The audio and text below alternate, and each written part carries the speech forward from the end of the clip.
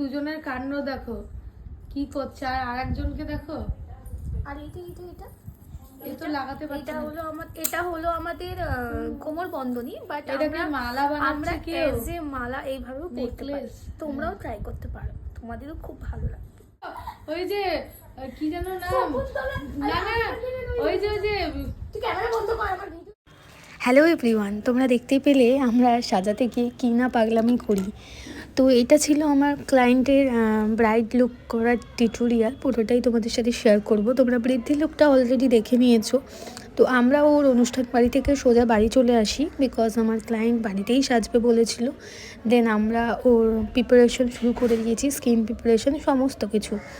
সেদিন ছিল অঘ্রাণের ফার্স্ট অঘ্রাণ আর সিজনের ফার্স্ট ব্রাইড।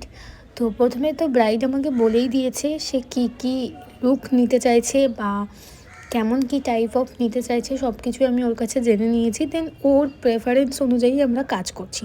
দেখো একটা কথা বলে রাখি, যেটা হলো আমরা না সবসময় ক্লায়েন্টের চয়েসটা আগে মাথায় রাখি, তারপর আমরা নিজেদের চয়েসটা সাজেস্ট করি, কিন্তু আমরা আমাদের চয়েস সেইভাবে তার উপর চাপিয়ে দিই না।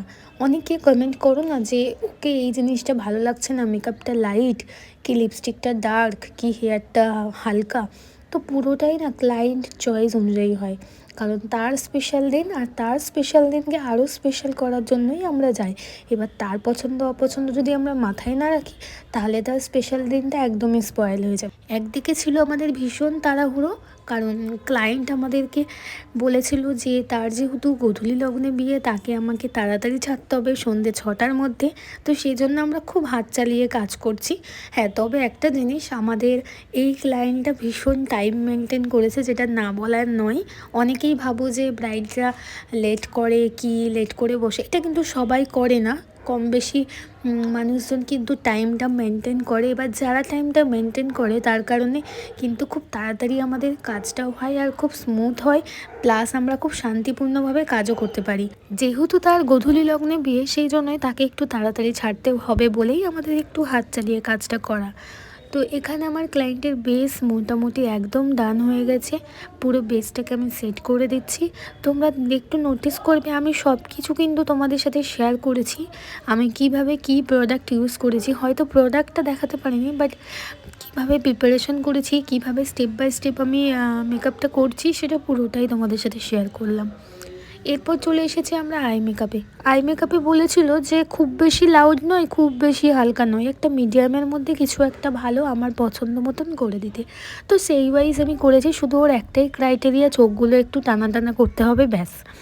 তো আমি এখানে একটু শিমারি এফেক্ট দিয়ে হালকা একটু উইদাউট কাট ছাড়া একটু কাট ক্রিজের মতন করার চেষ্টা করেছি, প্লাস তার সঙ্গে একটু টানা টানা। আর আমার আপকামিং ব্রাইডদের উদ্দেশ্যে আমার একটাই কথা, তোমরাও প্লিজ একটু টাইম মেনটেন করো, তাহলে তোমরাও খুব শান্তিপূর্ণভাবে নিজেরাই সাজতে পারবে, প্লাস তোমাদের লুকটার আউটপুটও খুব সুন্দর আসবে। তো যাই হোক, এখানে দেখতেই পাচ্ছ আমার মোটামুটি আইটাও কমপ্লিট।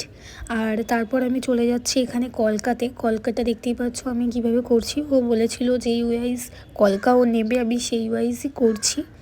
আমাদের আগামী ব্রাইডাল সিজনে যে সমস্ত ডেট অ্যান্ড স্লট আছে, তোমরা একটু আমার সাথে কন্ট্যাক্ট করে নিও। কিছু ডেট স্লট ফাঁকা আছে, তোমরা চাইলে তোমাদের স্পেশাল দিনটা আরও স্পেশাল করার জন্য যদি আমার কাছে সাজতে চাও, তাহলে আমার অফিসিয়াল নাম্বারে একটু কন্ট্যাক্ট করে নিও।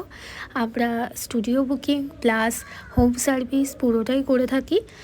আর এই লুকটা তোমাদের কেমন লাগলো, আর আমার ব্রাইডকে কেমন লাগছে, কতটা মিষ্টি লাগছে, তোমরা কিন্তু একটু কমেন্ট করে জানিও। সবাই ভালো থেকো, সুস্থ থেকো, দেখা হবে নেক্সট কোনো ভিডিওতে।